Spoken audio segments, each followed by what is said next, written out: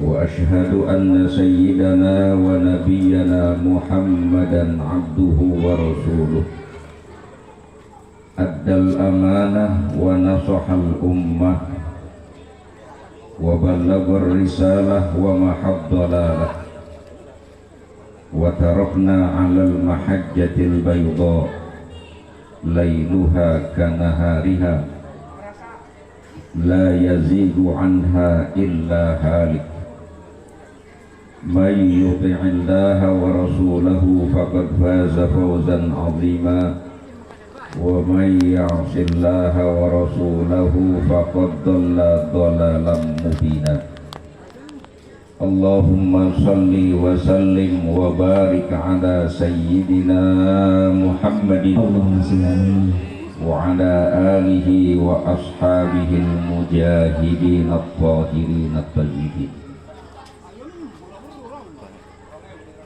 Hadratul Mukarramin, para alim ulama, para kiai, para asatid, para guru, para orang tua, para tokoh masyarakat,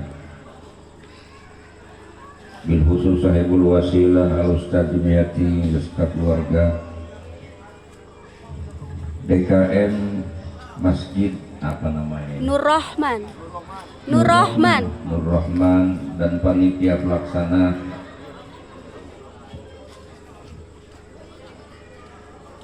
aparatur pemerintah dan segenap hadirin dan hadirat yang mudah-mudahan kita semua senantiasa dirahmati dan diberkahi Allah Subhanahu wa ta'ala. Bapak Ibu saudara-saudara sekalian, peringatan Maulid yang kita laksanakan pada malam hari ini memang tidak ada contohnya langsung dari Nabi. Kalau dilihat dari urutan kegiatannya, tertib acaranya, tidak ada. Tapi tidak serta-merta kemudian orang sebebasnya menganggap bahwa peringatan Maulid itu perbuatan bid'atun munkaratun la aslalaha, seperti yang dituduhkan oleh kelompok sebelah. Saya yakin kalau di kampung ini nggak ada kelompok sebelah, karena nggak ada orang sebelah di sini. Ini orangnya orang sempurna semua.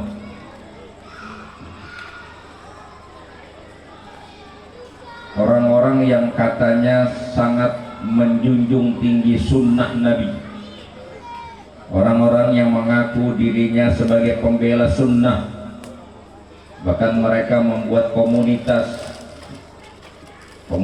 sendiri dengan mengklaim dirinya sebagai orang yang benar-benar menegakkan sunnah. Lantang sekali mereka menyebut bahwa peringatan Maulid itu adalah bid'atun munkaratun. Padahal istilah itu memiliki akibat yang tidak ringan, karena ketika disebut sebagai bid'atun munkaratun la aslalaha, nanti terkait dengan dalil kullu bid'atin dolalah wa kullu dolalatin finnar. Setiap yang bid'ah itu sesat dan setiap yang sesat masuk neraka. Itu artinya mereka sudah benar-benar menisbahkan pelaku-pelaku Maulid sebagai ahli neraka. Dan serem itu sebenarnya. Apa benar begitu? Sepintas memang ini sekedar pencerahan saja walaupun di kampung, tapi kan sekarang Pak medsos sudah nyampe kemana-mana dan orang mudah sekali terpengaruh dengan pengajian-pengajian singkat yang ada di medsos. Mereka sering menggunakan kalimat-kalimat yang mudah diterima oleh masyarakat, apalagi nggak pernah ngecap dunia pesantren. bahwa agama ini sudah sempurna, rujukannya Quran dan hadis. Selain itu semua tidak boleh diterima. Dasar hukum dan sumber hukum dalam Islam adalah Al-Quran dan hadis, tidak ada yang lain. Dalilnya pun disampaikan, taraktu fikum amroini lan tadillu ma in tamassaktum bihima, kitabullah wa sunnata rasuli. Jelas Nabi bilang, aku tinggalkan kamu dua perkara yang apabila kamu berpegang dengan dua perkara itu kamu tidak akan tersesat, yaitu Al-Quran dan sunnah Rasulnya. Apakah benar kemudian tidak ada lagi sumber hukum Islam yang lain? Padahal kalau kita ngajinya lebih mendalam, kita akan ketemu nanti ada masadirul ahkam al-muttafaq alaih wa masadirul ahkam al-mukhtalafu fi. Ada sumber hukum Islam yang disepakati, ada sumber hukum Islam yang tidak disepakati oleh imam mujtahid. Yang disepakati memang sebut Al-Quran, hadis. Nggak berhenti sampai di situ, karena Al-Quran dan hadis saja perlu pemahaman dan pendalaman untuk bisa kita mengambil hukum, istinbatul ahkam. Apalagi kemudian ada banyak persoalan yang timbul di kemudian hari yang tidak pernah terjadi di zaman Nabi, itu memerlukan pemecahan masalah. Maka para ulama mujtahid merumuskan ada lagi sumber hukum lain, apa? Ijma' dan qiyas. Itu semua imamul mujtahid, para ulama-ulama yang punya kemampuan berijtihad menyepakati itu. Maka ketika orang hari ini mempelajari agama secara insan lalu dibilang hukum Islam cuma dua, Al-Quran dan hadis, itu bisa menyesatkan umat juga. Apalagi tidak semua umat bisa memahami Al-Quran, bahkan boro-boro memahami baca Quran aja banyak yang nggak bisa. Bagaimana kemudian menjadikan Quran sebagai pedoman hidup? Paham aja enggak. Maka orang awam mungkin nggak pernah ngaji, mendalami betul dan seluk-beluk persoalan keislaman itu, termasuk urusan hukum. Para ulama lah yang kemudian berpikir keras untuk menjawab semua persoalan dengan ijtihad mereka.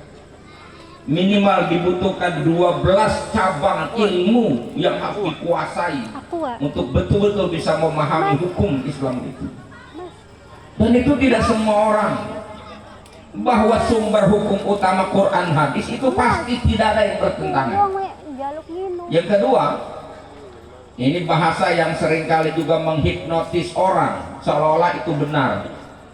Mereka bilang bahwa apapun yang tidak dilakukan Nabi langsung divonis itu sesat. Sehingga apapun aktivitas keislaman yang dilakukan oleh kaum muslimin yang tidak ada contohnya dari Nabi, itu langsung dikatakan itu tidak boleh diambil karena Nabi tidak mengajarkan, tidak ada contohnya dari Nabi. Kan begitu yang sering kita dengar, Pak.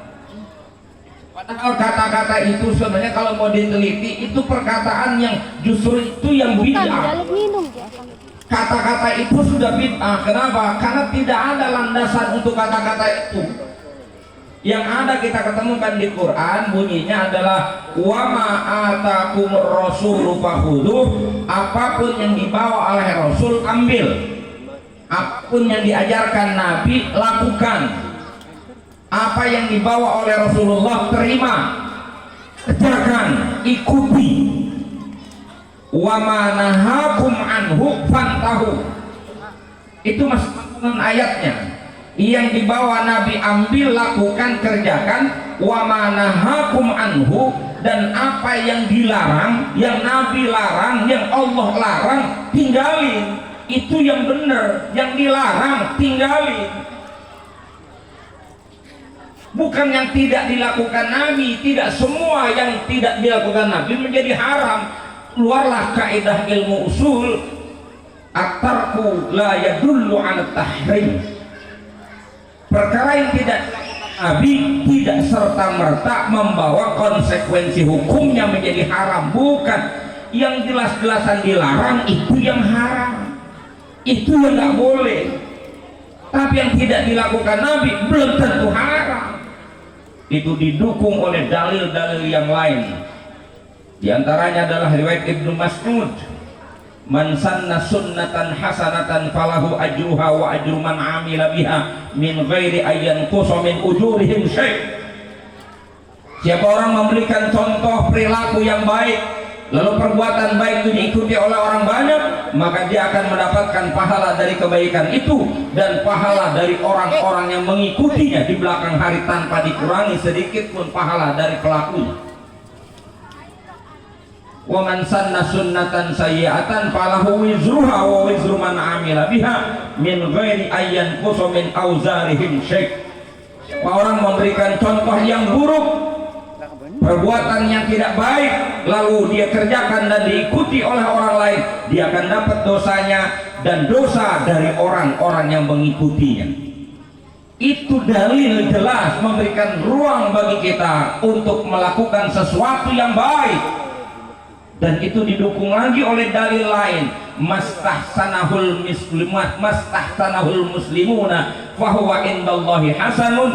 Apapun yang dianggap baik oleh mayoritas kaum muslimin itu baik menurut Allah. Wa mastakbahul muslimuna indallah fahuwa qabihun. Dan apa yang dianggap buruk oleh mayoritas kaum muslimin, maka itu buruk di sisi Allah. Saya mau tanya sekarang, ini mauludan, oke, Nabi nggak pernah kerjain. Lalu hukumnya bagaimana? Ya kalau nggak ada perintahnya, disingkat saja ini karena ceramah kan menjadi pesantren. Kalau memang tidak ada perintahnya, ada nggak larangannya? Mesti dicari, jangan bilang haram dulu, dilarang enggak. Kalau nggak ada larangannya dilihat, ini perbuatan baik apa buruk? Siapa sih itu pertanyaan saya sekarang? Saya mau tanya sama yang hadir di sini. Ini bikin acara begini baik apa buruk? Baik. Baik apa buruk? Baik. Ya sudah, dilarang apa enggak? Enggak ada, kerjakan. Begitu gampangnya. Kalau dilarang tinggalin. Ini ributnya sama amalan-amalan begini, kerjaan begini, mereka lantang menghantam kita dengan sebutan ahlul bid'ah, sementara kemaksiatan di mana-mana mereka bungkam saja. Harusnya yang jelas-jelas dilarang itu yang harus kita fokus. Bagaimana cara menghentikan perbuatan yang haram itu? Ini hari orang lagi sedang diserang ini di mana-mana. Yang namanya penyakit masyarakat itu hari ini gak jauh dari urusan duit, Pak. Itu yang namanya pinjol, aneh nggak? Pinjaman online. Dulu bank keliling, sekarang pakai pinjol. Main HP aja duit. Ada lagi yang main judi slot. Anaknya ngerem di kamar, diem aja nggak mana-mana. Tahu-tahu hilang, lama-lama rumahnya digadein. Bangkrut gara-gara main judi. Itu jelas-jelasan haram, mereka nggak pernah teriak, masa mulu. Dan yang jelas nggak ada larangannya. Dan kita nggak baik lakukan. Ada dalilnya, ada. Kenapa? Apa mereka nggak tahu? Bukan mereka nggak tahu. Mereka sudah terlalu senang dengan dalil yang satu. Kullu bid'atin dolalah, ngajinya kemana-mana itu aja dalilnya satu. Habis kita dikemplangin pakai bid'ah dulu. Udah, itu mukadimah dari ceramah saya. Intinya kenapa kita mesti muludan? Dalam catatan sejarah ini untuk menggairahkan kembali kaum muslimin untuk senantiasa mau mengenal nabinya, mau berusaha mengerti perilaku nabinya, yang pada gilirannya diharapkan kita mampu meneladani Nabi kita Muhammad sallallahu alaihi wasallam. Itu poin pentingnya. Laqad kana lakum fi rasulillahi uswatun Dalam rangka itu ulama dulu berijtihad, melakukan kreasi acara demi acara, ngumpulin orang, kumpul dalam satu majelis. Tujuannya nggak lain, membangkitkan semangat kita untuk mengenal Nabi, memahami ajarannya, mencintai Nabi, lalu bersedia secara utuh mencontoh dan mengikuti Nabi yang Allah hadirkan sebagai contoh teladan yang paling sempurna bagi manusia, yang Allah sendiri memuji nabinya, wa innaka la'akin azim, dan sungguh engkau ya Muhammad adalah manusia yang memiliki karakter yang agung, akhlak yang mulia. Bayangin Nabi ngajarin sama kita. Kalau ngomongin akhlak agung Nabi, ini contohnya nih. Apa kata Nabi? Silman kotoa, sambung hubungan orang yang mutusin hubungan dengan kamu. Keren ajaran? Keren gak tuh ajaran? Sambung hubungan orang yang memutuskan hubungannya denganmu. Ini ajaran supaya kita bisa merawat ukhuwah, bersaudara. Hidup jangan bermusuhan, hiduplah dengan cinta, hidup dengan penuh kasih sayang, redam kemarahan, tutup kebencian, tebar kasih sayang. Itu yang diajarkan Nabi, sehingga Nabi ajarkan sambung hubungan orang yang putus denganmu, mereka yang tidak lagi mau mengenal persaudaraan, mereka yang senang bertengkar. Kita hadir untuk damai di antara mereka. Kita hadir untuk menunjukkan ajaran Nabi, bahwa Nabi mengajarkan kita manusia untuk bersaudara dimanapun kita berada. Saya dari Jakarta nggak ada urusan sama bapak ibu di sini, tapi kita bersaudara, diikat dengan kalimat tauhid la ilaha illallah Muhammadur Rasulullah.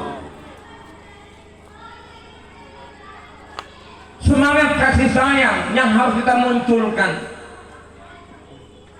Kalau kita cuma mau berteman bersaudara sama orang yang untungin kita, itu namanya bukan persaudaraan, itu dagang namanya. Makanya bersaudara, ibu datang ke rumah saudara, dikunjungi rumahnya. Dulu di Jakarta orang Betawi itu biasa berkunjung, bahkan nginep di rumah saudara, bermalam, hanya sekedar berkunjung saja tanpa ada embel-embel apa-apa. Hari ini udah renggang hubungan persaudaraan. Kadang-kadang jangankan sengaja bertemu, lebaran saja nggak datang. Datang pun dipilih, yang datang ke rumah saya datang, yang nggak datang saya nggak mau datang. Milih-milih. Itu pun yang didatangi yang kaya-kaya saja, yang susah-susah nggak didatangi. Makanannya kagak enak. Kalau yang kaya, makannya enak-enak, rumahnya juga mewah. Saudara yang susah nggak dikenali. Ini bukan ajaran Islam. Kemarin habis pilpres mungkin ada konflik di antara kita. Indramayu nggak ada pilkada ya? Nggak ada. Nggak ada. Nah besok ada pilkada lagi, pasti ada benturan kecil-kecil. Biasa, jangan dipermasalahkan. Silahkan boleh kita beda pilihan, tapi jangan putus hubungan di antara kita. Itu yang diajarkan oleh Nabi kita Muhammad Sallallahu Alaihi Wasallam. Jangan cuma ngaku sebagai Muslim tapi demen bermusuhan. Islam gak ngajarin hidup dengan kasih sayang. Maka relasi hubungan manusia dalam Islam itu punya istilah khusus, namanya silaturahim, hubungan kasih, bukan hubungan untung rugi, bukan. Kenapa Islam mengharuskan kita berkasih sayang? Karena kenyataan hidup ini manusia nggak ada yang bisa hidup sendiri. Kita hidup butuh orang lain, nggak ada orang bisa hidup sendirian. Ente mau sombong kayak apa jadi manusia? Ente nggak butuh sama orang. Nggak bisa ente hindari. Kita nggak bisa menghindari bahwa kita butuh dengan orang lain. Jangan bilang kalau anda orang kaya nggak butuh orang susah. Memang kelihatannya orang kaya nggak butuh orang susah, tapi pastikan orang kaya bisa senang gara-gara ada orang susah. Orang kaya punya uang bikin rumah bisa 2 lantai, mewah rumahnya, ada kolam renangnya segala. ada garasi mobilnya muat 10. Tapi ketahuilah orang kaya punya rumah mewah, dia tempati rumah mewahnya, di situ pasti ada tangan orang-orang susah. Mana tangan orang susah? Yang aduk semen siapa kemarin? Yang bawain batu bata siapa kemarin? Yang nebang pohon untuk jadi kusen itu siapa? Pasti ada tangan orang susah. Makanya orang kaya nggak boleh sombong kalau melihat orang miskin, dan orang miskin juga nggak boleh sewot melihat orang kaya. Ini kadang-kadang samanya, yang kaya sombong sama yang miskin, yang miskin sewot aja sama orang kaya. Rakyat pejabat kita saling butuh. Ini ada palura nggak? Ada. Baku dengan rakyat saling butuh. Bukan cuma rakyat yang butuh pejabat. Rakyat mungkin mau jual tanah butuh PPAT. Camat masih Pak ya? Masih butuh dengan pejabat, dibikin surat keterangan ke kelurahan, bikin KTP juga bikin ke kelurahan, surat pengantar dan sebagainya. Kita butuh. Tapi kan yang butuh juga bukan cuma rakyat doang dengan pemerintah, penguasa, pemerintah. Pejabat juga butuh rakyat. Emang Pak Ku di mana mau jadi ku kalau orangnya kagak ada? Mau ngelikin jangkrik ke kebun kosong. Betul? Bahkan negara bisa jalan ini gara-gara ada rakyatnya yang bayar pajak. Betul? Betul. Makanya Pak Ku harus menghormati rakyatnya, rakyat pun harus hormat dengan Pak Ku. Begitu kira-kira diajarkan Nabi. Ini laki perempuan nih. Betapapun gagahnya laki-laki, dia butuh kehangatan dan kelembutan wanita. Emang enak kasar terus Pak. Kita butuh yang lembut-lembut, betul. Betapapun Bapak punya uang banyak, kalau nggak ada wadon, nggak enak hidup kita. Ini yang bikin ngenakin hidup kita nih. Yang bikin hidup kita semangat ini. Ini kalau nggak ada dia nggak semangat kita, Pak. Betul. Perempuan juga sama, jangan mentang-mentang eranya kesetaraan gender, merasa ingin sama dengan laki-laki, bahkan ingin ngunggulin laki-laki, lalu dengan lantang bilang kami tidak butuh laki-laki. Bohong. Sampai kapanpun kita saling butuh. Saya tinggal di Jakarta, dari lahir saya di Jakarta, sampai hari ini saya masih makan nasi, saya masih makan ikan, saya masih makan sayur-sayuran, dan saya butuh itu tiap hari. Bapak tahu di mana saya bisa nanam padi di Jakarta, tanahnya udah di aspal semua. Itu artinya saya yang tinggal di Jakarta butuh orang Indramayu yang nanam padi di sini, butuh nelayan yang nangkap ikan di laut, betul? Butuh petani yang nanam sayuran. Itu artinya orang kota dan orang desa saling membutuhkan satu dengan yang lain. Tidak bisa kita nafikan orang kota merasa lebih hebat dari orang kampung, orang kampung merasa nyet dari orang kota. Enggak ada Pak, semua kita saling membutuhkan. Orang kota kerja di kantor, dia punya uang, tapi dia nggak bisa makan duit. Apalnya duitnya duit logam, ketelak tuh. Betul. Betul. Dia butuh beras, dia butuh lauk. Yang punya beras siapa? Yang nanam. Orang Indramayu. Hidup Indramayu. Hidup. Ini ngempanin berapa negara yang orang Indramayu. Betul. Ya mumpung ceramahnya di Indramayu kan diangkat dikit gitu. Saling butuh. Sampai namanya orang sakit sama orang sehat Pak, itu saling butuh. Cuman kelihatannya aja yang butuh. Orang sehat tuh orang sakit butuh orang sehat, orang sakit butuh dokter, orang sakit butuh tukang obat. Itu kelihatannya. Tapi sesungguhnya tukang obat dan dokter sangat butuh orang sakit. Coba pikirin halus-halus. Dikira dokter nggak butuh orang sakit gitu. Dikira tukang obat nggak butuh orang sakit. Orang kalau sehat semua nggak laku tukang obat itu. Orang sehat semua dokter, percuma sekolah ke Amerika, nggak laku orang sehat semua. Betul. Itu artinya orang sakit butuh dokter, orang sakit butuh tukang obat dan dokter butuh orang Sampai-sampai orang mati sama orang hidup saja masih ada yang namanya saling butuh. Orang mati nggak bisa mandi, mesti dimandikan. Nggak bisa pakai baju, mesti dibungkus. Nggak bisa gali kubur, mesti digaliin. Udah digaliin kuburnya nggak bisa masuk sendiri, mesti dimasukin. Yang mandiin, yang mengkafani, yang nyolatin, yang nguburin, itu semuanya orang hidup. Belum pernah hari ini ada orang mandiin mayat tuh orang mati itu. Kecuali malaikat pernah memandikan mayatnya Hanzalah setelah perang Uhud. Ini begini-begini nih, kalau mati dia butuh orang hidup yang nganterin dia ke pemakaman, betul? Tapi yang butuh bukan cuma orang mati, butuh orang hidup. Orang hidup pun banyak yang hidupnya butuh sama orang mati. Paling tidak orang mati butuh kain kafan. Dan tukang kain kafan sangat butuh orang mati.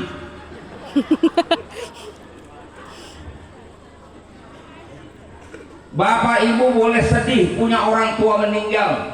Bapak ibu boleh sedih ketika punya saudara mati. Tapi tukang kain kafan, siapapun yang mati, ini rezeki saya. Betul? Betul. Tukang gali kubur sama. Tukang gali kubur kalau nggak ada yang mati seharian nggak dapat duit. Termasuk ustadz aja kadang-kadang butuh orang mati. Tahlil. Lumayan tahlil sampai 40 hari.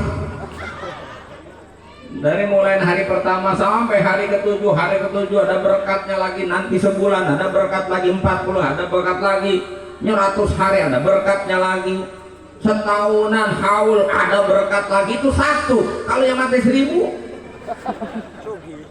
bukan perbaikan gizi itu.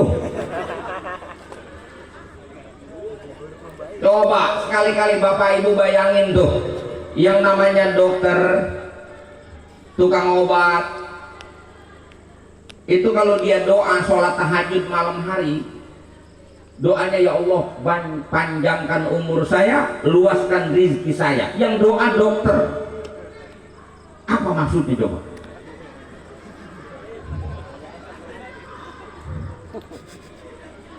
Yang doa tukang kain kafan, yang doa tukang gali kubur.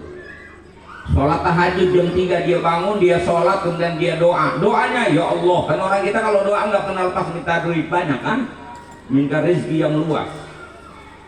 Malam itu yang minta rezeki ditambah rezekinya, itu yang doa tukang kain kafan, cuma tukang gali kubur. Coba kira-kira maksudnya apa coba? Kan cuma nggak ngomong doang, ya Allah besoknya mati rada banyakan dikit. Cuma nggak ngomong gitu doang.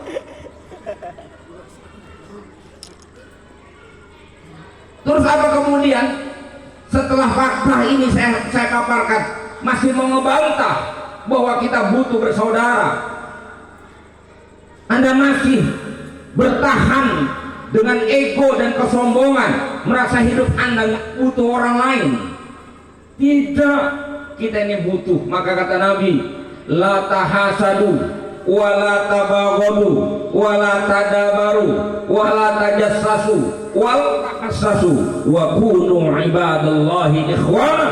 Hei kalian orang-orang beriman, jangan kalian saling mendengki.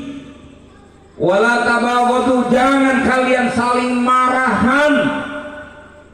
Wala tadabaru, jangan saling menjauh. Wala tajassasu, jangan suka mengorek-orek salah orang. Wala tahassasu, dan jangan ngintip-ngintip keburukan orang. Tapi kata Nabi, wa kunu ibadallahi ikhwana, jadilah kamu hamba Allah yang bersaudara. Makanya orang yang sombong nanti nggak akan masuk surga. Bu, asal ibu tahu, ibu mau masuk surga mau.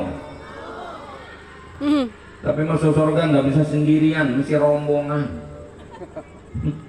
Makanya yang sono benci, sono marah, sini musuh, sono musuh. Mau masuk surga lewat anak.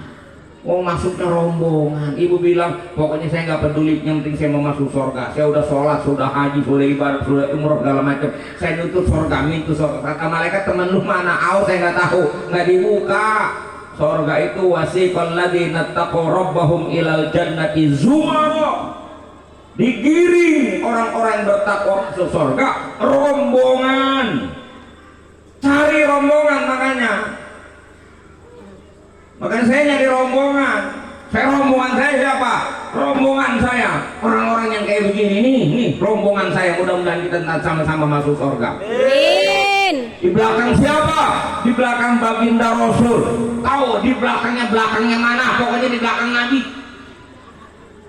Di belakang Nabi ada sahabatnya, di belakang Nabi ada keluarganya, ada Sayyidina Siti Fatimah, Sayyidina Hasan dan Husain, ada anak-anaknya. Di belakangnya ada sahabat-sahabat Nabi, di belakangnya ada para ulama-ulama, di belakangnya ada Hadratus Syekh Hasyim Asy'ari, dan kita ikut di belakang Hadratus Syekh Hasyim Asy'ari. Insya Allah kita akan masuk surga bareng-bareng. Amin. Aminnya kenceng. Tapi hidup marahan dulu. Ini ceramah panjang ini kalau begini ini. Sampai jam berapa ini? Masuk Iya, ibu masuk sore pulang langsung tidur. Saya masih jauh pulang ke Jakarta. Tapi memang kewajiban saya begitu. Nih, makanya kita dikumpulin di tempat kayak begini. Ini tempat merajut ukhuwah. Banyak orang Islam jangan main di rumah melulu, tiap hari dikunjungin. Ini musola apa masjid? Masjid. Masjid, kunjungin di masjid. Ntar masuk surga bareng-bareng. Ente misah melulu di rumah sendirian. Mending sholatnya bener. Kalau sholatnya di masjid bareng-bareng, ada imamnya satu, walaupun yang khusyuk satu, itu diborong semua semasjid.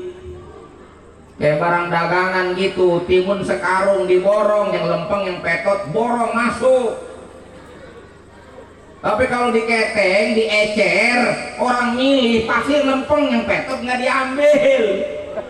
Mak yang petot-petot, kudu ke masjid, ngumpul sama ustaz, diborong kita, betul? Betul. Rumah melulu. Ramaikan masjid. Begitu salam aja kita udah saling mendoakan. Kita salam ke kanan, mendoakan hamba-hamba Allah yang ada di depan dan di samping kanan saya. Doanya apa? Semoga Allah berikan kalian keselamatan dan keberkahan. Lalu kita nengok lagi ke kiri, semoga Allah berikan kalian keselamatan dan keberkahan yang ada di samping kiri dan belakang kita. 4 penjuru mata angin kita tebar doa keselamatan dan keberkahan. Saling mendoa. Ini tempatnya, bukan pos hansip. Ini tempatnya. Datang dari rumah sudah dalam keadaan wudu, apa kata Nabi? Siapa orang yang berjalan dari rumahnya ke masjid, setiap satu langkah Allah akan ganjar dengan 10 kebaikan. Sekali dia angkat kakinya, diangkat derajatnya 10 tingkat. Sekali dia jatuhkan kakinya, 10 dosanya digugurkan. Begitu dia masuk ke dalam masjid, dia i'tikaf di dalam masjid, dan selama orang itu masih dalam keadaan suci berada di dalam masjid, malaikat-malaikat yang ada di langit yastaghfirunahu wa yastarhamunah, memintakan ampun kepada Allah atas dosa-dosanya, dan malaikat-malaikat yang ada di langit Allah tugasi mereka untuk memintakan rahmat kepada Allah. Betapa untungnya. Untung apa untung? Untung. Bagus apa bagus? Bagus. Bagus. Dikerjain kagak?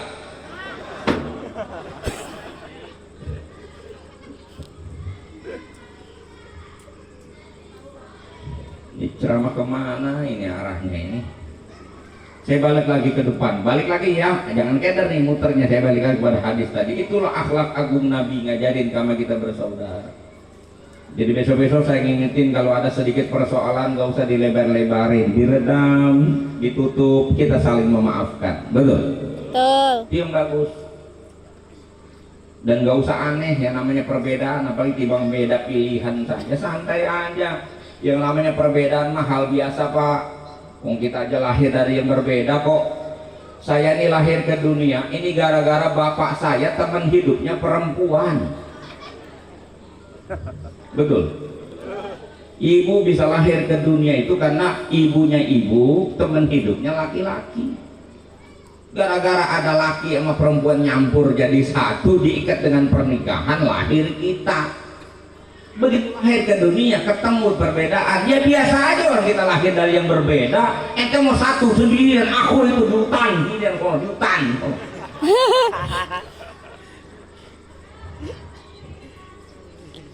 Jadi biasa saja, nggak usah shock, nggak usah kaget. Sanggup hadapin, hadapin. Nggak sanggup hadapin, minggir. Nggak usah diperlebar persoalan, betul? Betul. Nah, iya betul Bu. Dari ngomong mau betul aja udah, tapi giliran marahan, mama saudara. Kalau marah panjang urusan. Dari mulai lebaran Sawal ke lebaran Haji, ke lebaran monyet mesti ngomong nanya. Tuh kata Nabi, silman kota aku wa'fu amman zalamak, maafkan orang yang berbuat zalim kepadamu, maafkan sebagaimana kamu suka untuk dimaafkan, maka belajarlah kamu memaafkan orang lain. Wa'ti amman haramak, memberilah kepada orang yang tidak suka memberi. Itu ajaran Nabi loh. Jadi kalau kita memberi pada saudara kita yang baik, itu namanya membalas kebaikan. Itu mah biasa, nggak top. Yang top itu punya saudara pelit, medit, kikir, koret, bakhil, pantat kuning, buntut, gasiran. Tapi ibu dengan senang hati suka memberi kepada dia, itu baru top namanya. Itu ajaran Nabi kita Muhammad Sallallahu Alaihi Wasallam. Maka kita perlu betul mengenal Nabi, mengenal betul ajaran Nabi, untuk kita sampai kepada yang disyaratkan kesempurnaan iman kita, yaitu mencintai Nabi Muhammad Sallallahu Alaihi Wasallam. Nggak akan Pak iman kita ini diterima kalau kita nggak punya mahabbah kepada Rasul. Nggak akan sempurna iman kita. Walaupun kita sudah mengucap la ilaha illallah Muhammadur Rasulullah, diterima iman kita, tapi tidak akan sempurna iman kita ini kalau kita tidak mencintai Rasulullah. Atiullah wa atiur Rasul, perintahnya langsung.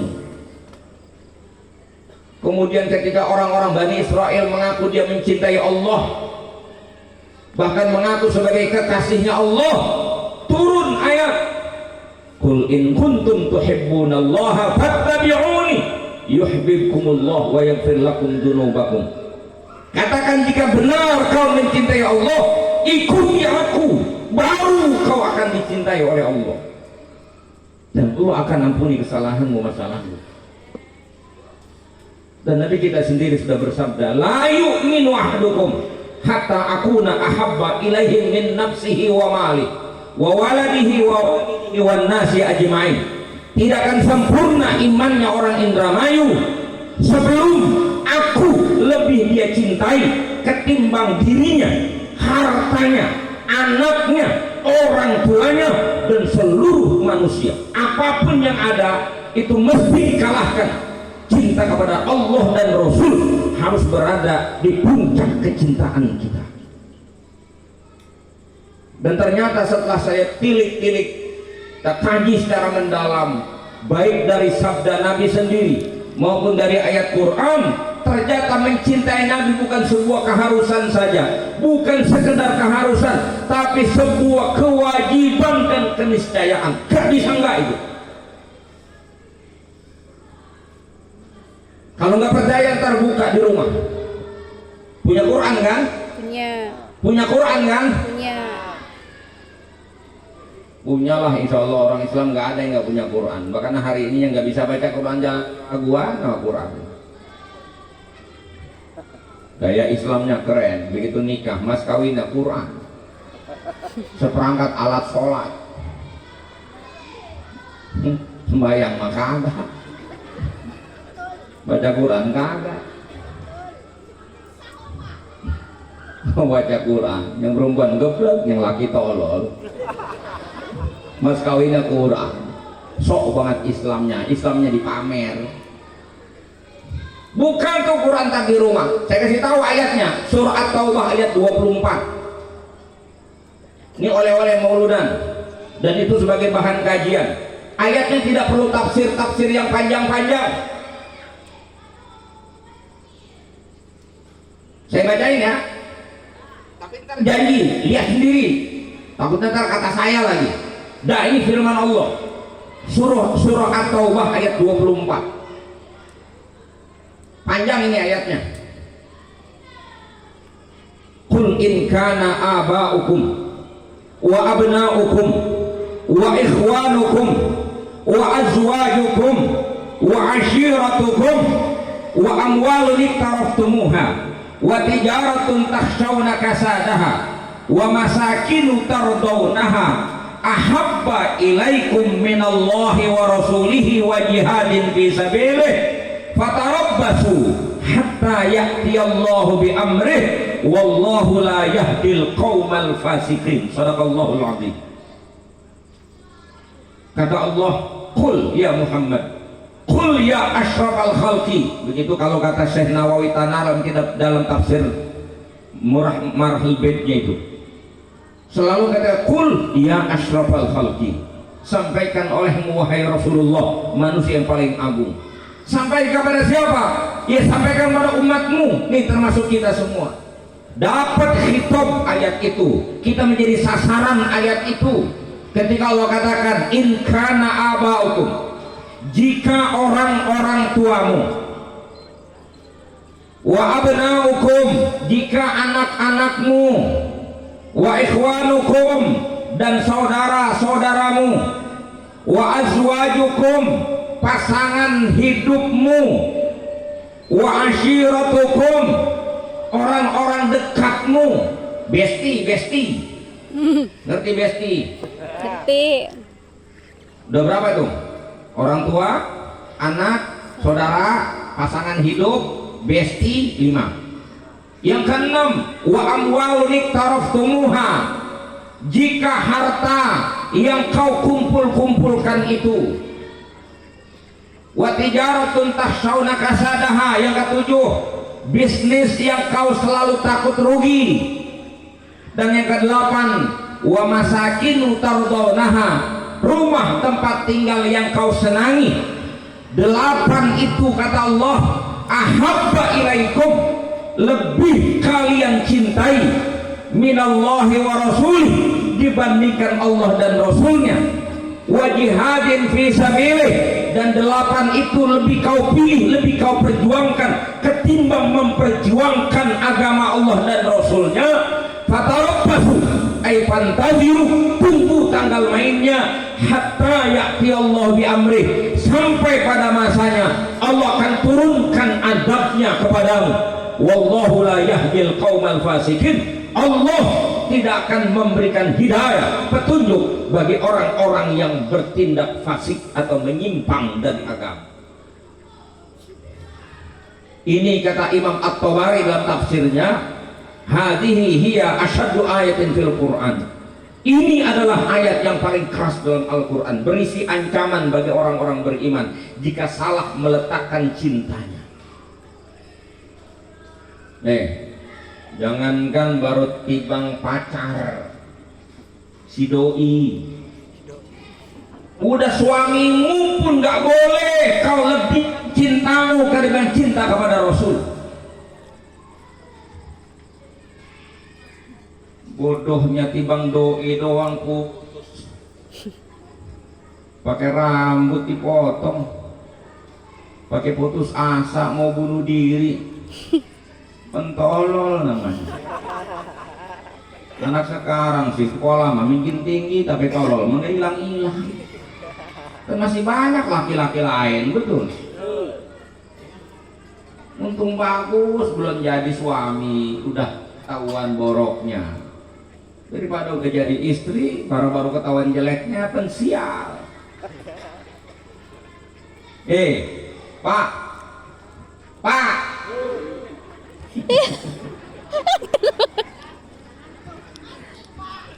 ngantuk dia bengok, ngeliatin begitu.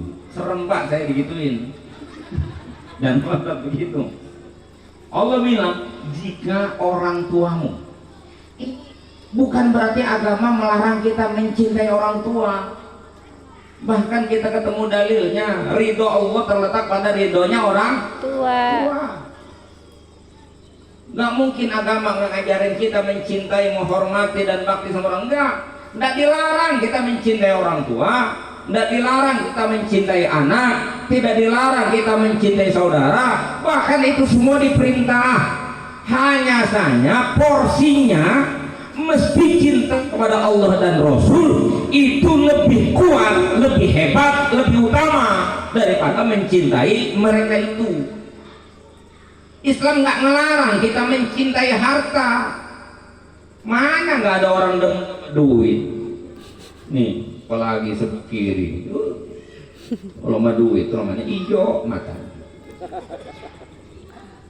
Emang lakinya pergi kemana-mana, pulangnya diharapin lakinya, duitnya. Ya Bu ya. Kata si ibu gua dulu pulang ke kakak, ini duitnya nyampe. Duit, nggak ada orang nggak suka sama duit. Termasuknya ngomong jujur-jujuran. Harta, tidak ada orang senang sama harta kecuali yang paham. Ntar kita kapan pahamnya orang kayak ntar udah mati baru paham. Udah mati baru nggak butuh duit. Yang masih hidup begini mama butuh kita duit, betul? Nah dilarang. Orang kita butuh. Saya kemarin jam mesin naik mobil, mobilnya dibeli juga pakai duit, tolnya mesti dibayar, emang pakai kartu, tapi kartu kudu diisi, pakai duit juga, betul? Beli minyaknya kudu pakai duit, berjuang bikin pesantren mesti punya duit, nggak dilarang. Cuma jangan gara-gara cinta sama harta, pengen punya duit banyak, hukum Allah nggak ada harganya, itu yang dilarang. La tulhikum amwalukum wala auladukum an dzikrillah. Kalian orang beriman, jangan sampai harta dan anakmu membuat kamu lalai. Begitu Allah ingatkan sama kita. Rumah, senang sama rumah orang, senang, apalagi rumahnya baru, senang. Biar rumahnya reot juga dia tungguin, namanya rumah. Nggak apa-apa, seneng. Alamiah itu mah. Tapi jangan sampai kebangetan seneng rumah sendiri, nggak pernah nyapa nih rumah Allah ini, masjid, musola, tuh rumah Allah. Ada AC-nya nggak ini? Nggak ada. Nggak ada. Mudah-mudahan besok semua ini dibeliin AC. Amin. Dari mana? Bayar nggak airnya? Bayar. Listriknya bayar nggak? Bayar. Kagak. Kapan ibu mintain bayar listrik? Enggak kan? Ya biarin, ibu yang diminta. Rumah bayar nggak? Rumah? Rumah bayar nggak? Rumah? Bayar. Bayar. Bayar. Di masjid nggak bayar.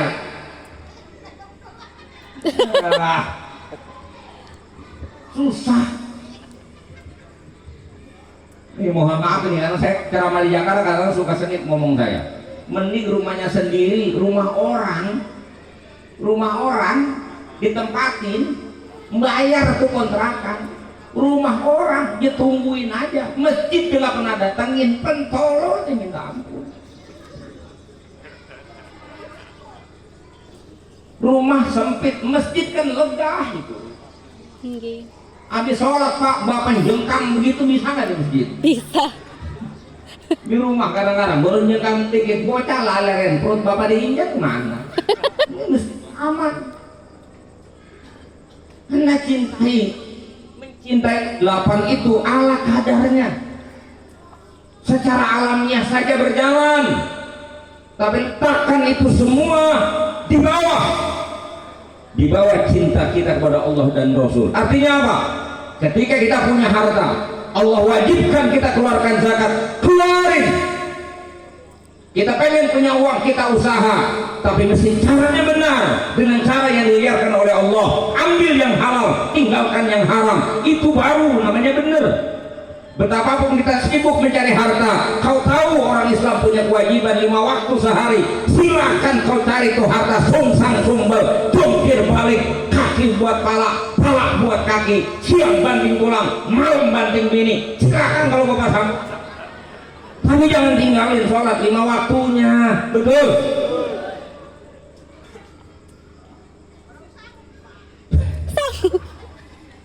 Ini nyari duit ke sawah dari pagi sampai sore, sanggup macul ngoyos matun, sanggup sholat 5 menit kagak sanggup. Iya, kalau ke sawah katanya ada duitnya, kalau ke musola mah nggak ada duitnya. Ya Bu, ibu mau duit apa mau surga?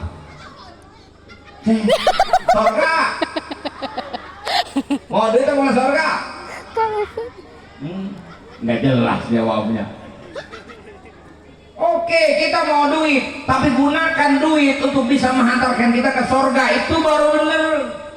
Jangan sampai cinta senang sama duit, justru uang yang menghalangi kita untuk masuk Surga.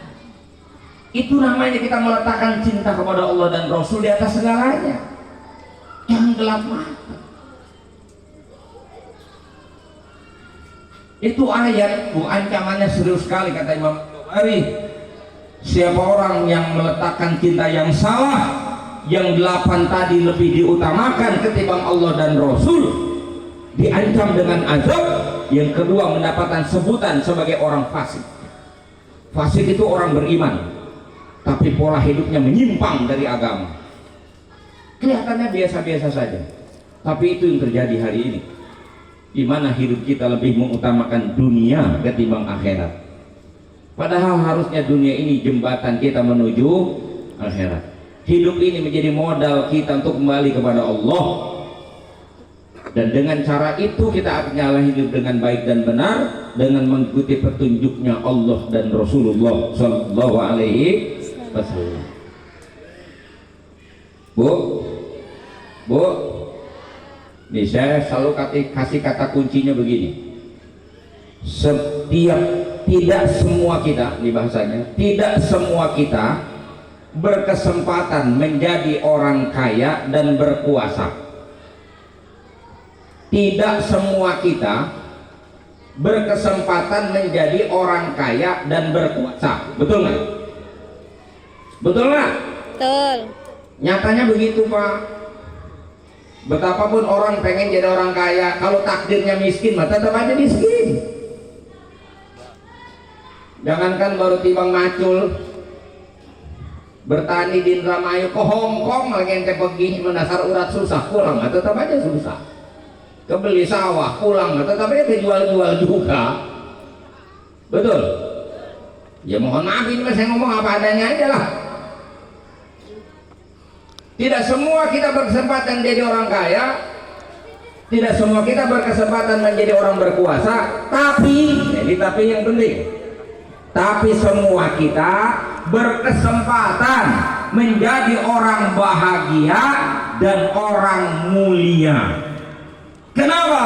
Karena Allah tidak meletakkan bahagia itu di dalam harta, dan Allah tidak letakkan mulia itu di dalam tahta, tapi Allah letakkan bahagia dan mulianya manusia di dalam iman dan takwa. Kalau kita punya iman dan ketakwaan kepada Allah dengan cara mengikuti ajarannya Rasulullah, dipastikan kita akan bahagia dunia, bahagia di akhirat, mulia dunia, mulia di akhirat. Itulah yang disebut dengan orang-orang sukses hidupnya. Amin. Jadi sukses nggak nunggu harus kaya, Pak. Cuman kita aja udah terlanjuran, hidup kita ini terobsesi dengan dunia. Ngukur orang sukses itu kalau tadinya dari keluarga miskin jadi orang kaya, oh dibilang sukses. Ngukur dari biasa tiba-tiba jadi pejabat, itu namanya orang sukses. Itu sukses bah kacamata dunia, yang setiap saat nasibnya bisa berubah. Sukses dalam bahasa Quran, may yuti'illaha wa rasulahu faqad faza fawzan 'azima. Siapa orang yang mentaati Allah dan Rasulnya, maka sungguh dialah orang yang meraih sukses yang besar. Puncaknya apa? Faman zuhziha 'anil nar wa udkhilal jannata faqad faz. Siapa orang yang dimasukkan ke dalam surga, dijauhkan dari neraka, maka sesungguhnya itulah yang disebut dengan sukses. Di dunia ini belum ada ukuran suksesnya, Bang. Jadi yang penting saya mau tanya sama ibu nih, Bu, ibu pengen bahagia apa pengen kaya? Pengen bahagia apa pengen kaya? Susah kalau banyak ngomong. Dua-duanya, duain nggak mau. Mau bahagia apa mau kaya? Semuanya. Ente kalau mau kaya mau ngapain? Enggak, kalau kaya tuh maksudnya mau apa dengan kaya? Supaya bahagia kan? Berarti kalau bahagia itu adanya di kaya, makanya hidup kita nggak akan pernah bahagia. Andai bahagianya nungguin kaya, itulah susahnya. Padahal nggak harus orang kaya untuk bahagia. Bahagialah maka kau akan jadi orang kaya. Itu rumusan Nabi. Karena Nabi bilang laisal gina an kasratil arad walakinnal gina ginan nafs. Kaya itu kaya hati, bukan kaya harta. Kalau nama yakini dengan kaya baru bahagia, susah banget romanya mau bahagia nunggu kaya. Makanya gara-gara itu boleh jadi agama ditinggalin, hukum ditabrak, karena pengen jadi orang kaya. Udah kaya apa bahagia? Belum tentu juga. Enggak semua orang kaya bahagia, enggak semua. Orang kaya kadang-kadang ketawa aja susah, masih gampangan orang susah bentar-bentar ketawa. Ini orang susah nih yang dari pagi belum makan, ada undangan maulid, senang nggak dia tuh? Senang. Coba orang kaya mah Pak, ada peringatan maulid, udah khawatir duluan dia, mata kok diminta sumbang.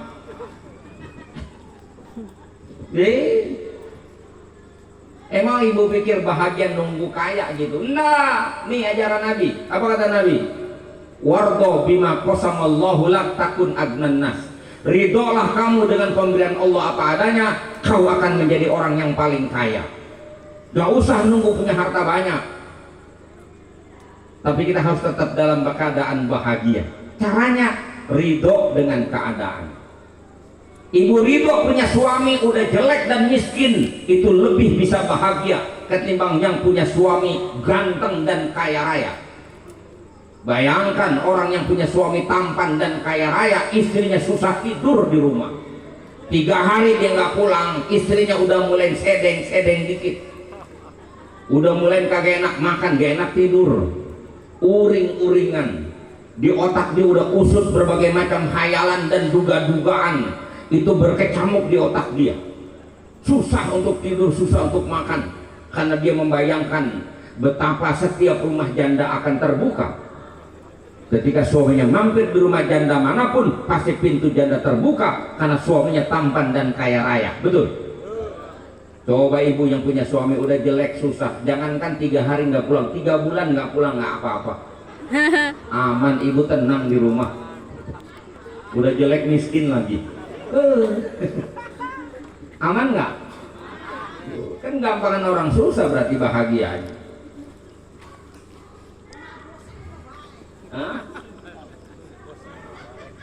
Makanya terima dulu apa adanya. Ini susahnya kan kagak terima apa adanya. Pengennya banyak, selalu pengen banyak. Terima walaupun dikit, senang. Nggak kudu-kudu makan harus pakai daging, Bu. Jantung pisang aja direbus, kalau hati senang mah enak makannya. Betul? Emang kudu-kudu makan tuh pakai daging gitu? Enggak. Jantung pisang aja dibebekin cabai samping rumah. Masya Allah. Kalau hati lagi lega, makan enak udah, yang penting hati ini lega. Hati lega itu bahasanya ridho dengan keadaan. Terima dulu keadaan itu, yakini ini adalah kehendak Allah. Apapun Allah kehendaki saya terima, bahagia udah hidup. Itu kunci yang diajarkan Nabi. Jangan ngaku bernabi dengan Nabi Muhammad kalau nggak percaya konsep itu. Orang yang kaya pun belum tentu bisa tenang gitu. Kenapa? Pikirannya banyak. Udah kaya, kebutuhannya makin banyak, kepusingannya juga banyak. Ini orang susah nih, katanya mau tidur gampang banget. Beda sama orang kaya, kalau mau tidur ribet. Ngunci pintu depan, ngunci pintu pagar, ngunci pintu depan, ngunci lagi pintu kamar. Udah rebah, inget pintu jendela belum dikunci, batal tidur dia. Ngunci lagi pintu jendela, repot mau tidur doang. Coba orang susah mah, sekali aja angop nguap, kan masih malas pindah ke tempat tidur, jadi nyender di tiang, pules, ngorok lagi tuh. Itu bisa begitu, itu biasanya orang susah doang yang bisa begitu tuh. Kenapa? Dia emang nggak perlu ngunci pintu pagar, pagarnya juga nggak ada. Nggak khawatir ada maling, pintunya nggak dikunci dari depan sampai ke belakang, tenang dia tidur, ngoroknya tetap kenceng. Kenapa? Nggak khawatir ada maling, karena maling juga nggak geblek. Nggak bakalan rumah orang susah dimalingin, mau nyolong ompreng penyok. Makanya rata susah kalau tidur, ngoroknya saking tenangnya sampai subuh nggak dengar orang ajan. Saking enaknya. Masya Allah. Kata tenang belum tentu, senang juga belum tentu. Yang bisa senang itu yang hatinya lega, hati yang qanu. Makanya Mas Syafi'i bilang, idza kunta dza qalbin qanu'in fa anta wa malikud dunya sawa. Jika engkau memiliki hati yang qanaah, bisa menerima apa adanya, maka engkau dan orang-orang yang berkuasa, raja di dunia ini, jangankan Bolsi Bang Sultan Andara, Sultan Brunei lagi bisa kalah senangnya sama kita. Engkau dan para sultan sama kalau kau punya hati yang lega, hati yang qanaah. Itu yang diajarkan Nabi kita. Jadi bikin sulit hidup apa? Bahagia nunggu punya duit banyak. Nggak usah, duit dikit bisa bikin bahagia. Gimana caranya? Itu yang penting. Makanya belajarlah bersyukur. Orang kaya punya pendapatan 1 orang 1 juta, pusing otaknya. Coba orang susah kadang-kadang nungguin dagangan aja, lakunya seberapa. Dia bilang, ini kalau aku semua alhamdulillah mah hasilnya berapa semua. Ini kalau terjual semua saya dapat untung 50.000. 50.000 aja dia senangnya selangit. Belajarlah dari mereka untuk bisa senang. Begitu. Bukan berarti kita nggak boleh jadi orang kaya, silakan, tapi kaya itu bukan untuk senang-senang. Kaya itu untuk fasilitas kita menuju surganya Allah yang abadi. Karena kesenangan dunia nggak ada yang abadi, kesenangan akhiratlah yang abadi. Dunia hal biasa. Ente punya suami kaya raya, ganteng-gantengnya masih muda, udah aki-aki mah jelek. Betul? Betul. Dunia nih semuanya begini. Ente ngotot punya bini, cari yang paling cakep. Ya, waktu nyari paling cakep, mau dikawinin, udah kawin, ada lagi yang cakep. Sedunia lagi ente kawinin tuh semua wanita cakep. Ntar nggak kambing juga cantik. Begitu watak manusia. Ini orang cakep semua dijadiin bini umpama. Saking banyaknya duit, semuanya cakep-cakep dipilihin. Udah nggak ada lagi manusia, udah. Lama-lama lihat kebo juga cakep akhirnya ntar dulu. Watak manusia nggak akan pernah berhenti. Maka hidup itu bukan menurut apa yang kita mau. Orang beriman tahu hidupnya itu harus menuruti apa yang Allah mau. Paham deh? Hidup itu bukan menurut apa yang kita mau, tapi hidup itu harus menuruti apa yang Allah. Kalau kita berusaha terus mengikuti apa yang Allah mau, Allah jamin sama kita. Itu doa kita yang Rabbana atina fid dunya hasanah wa fil akhirati hasanah wa qina adzabannar, nyampe kita ke situ. Baru namanya bahagia. Emang bahagia apa, Bu? Tadi nyari duit mulu, bahagia apa sih? Ibu bahagia kalau punya duit banyak? Bahagia? Ini nggak jauh dari sini, Bu, dekat tuh, dekat Subang tuh, di Subang temboknya ada orang mati gara-gara punya duit banyak. Gue bingung naruh duit di mana, tiap hari ketakutan. Akhirnya tuh duit boleh pembayaran gusuran, dibikinin kasur. Kalau disimpan takut ada yang lihat, takut ada maling, maka dia bikin kasur, dia tidurin duitnya. Stres lama-lama, duitnya nggak kepake, mati orangnya. Makanya yang penting mah Bu, dia nggak punya duit bisa bahagia. Gimana caranya? Itu apa iya nggak punya duit bahagia? Bisa. Turunin targetnya, turunin. Jangan ketinggian. Ini caranya yang Nabi ajarin nih. Khusus buat orang-orang susah aja ya. Ada orang susah kasih di sini. Berarti pas nih saya sampaikan rumusnya ya. Bukan orang kaya ini mah, nih khusus buat orang susah, tapi bisa bahagia. Ini bukan kata saya cuma nyampein. Dalilnya apa? Hadisnya Imam Bukhari meriwayatkan ini dalam kitabnya Al-Adabul Mufrad. Imam Tirmizi meriwayatkan hadis ini di dalam sunannya, kumpulan hadis yang beliau susun. Bunyi dalilnya begini, kata Nabi, man kana minkum aminan fi sirrihi mu'afan fi badanihi indahu qutu yaumihi faka'annama hizat lahu dunya bihadzafiriha. Siapapun di antara kamu, kata Nabi, berada pada negeri yang aman, di lingkungan yang aman. Aman gak Indramayu? Aman. Kita bukan Gaza, nggak ada perang di sini, aman. Allah. Naruh motor nggak hilang, naruh sendak hilang kalau yang jelek. Kalau yang bagus mau hilang juga kali. Aman pokoknya, nggak ada perang, begitu? Betul? Kemudian yang kedua, mu'afan fi badanihi, badannya sehat. Kampungnya aman, badan sehat.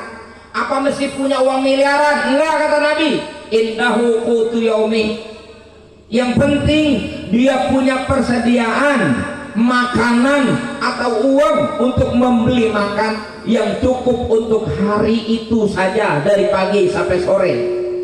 Maka nilainya, kata Nabi, faka'annama hizat lahu bihadzafiriha, maka dia seolah-olah telah diberikan oleh Allah dunia dengan segala kemegahannya. Jadi punya duit 100.000 aja Pak, pagi-pagi udah nyarap nasi uduk sepiring mentung, lontong sayur nambah, nanti siang makan lagi sayur masak asem sama ikan asin, malam indomie sama tempe goreng, beres sudah. Terus besok bagaimana? Ya besok mau bagaimana aja, lo tentu hidup. Yang penting mahal itu. Besok, ya besok mah orang kaya juga nggak tahu masih hidup apa kagak, betul? Yang penting kita begitu dapat udah cukup, emang harus banyak-banyak begitu. Target yang ketinggian ini, salahnya kita ini hidup terlalu dibebani oleh angan-angan yang ketinggian. Angan-angan kita terlalu jauh. Ini sering ngomongin ibu-ibu mulu nih, Bu, misalnya yang beranak ibu-ibu, Bu, kadang-kadang lebaran itu baju lebaran baru 1 kali dicuci udah ngeringkit lagi. Itu kan salahnya tuh.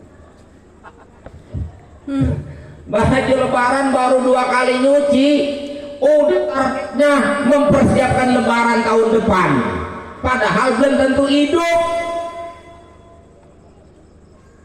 Ngeliat rumah orang bagus, dia pikirin ini ngepelnya bagaimana, pentol. Orang yang punya rumah dia mikirin ngepel. Orang punya rumah gede, punya tanah banyak, itu bayar pajaknya bagaimana? Lah urusan dia, ngapain yang mikirin?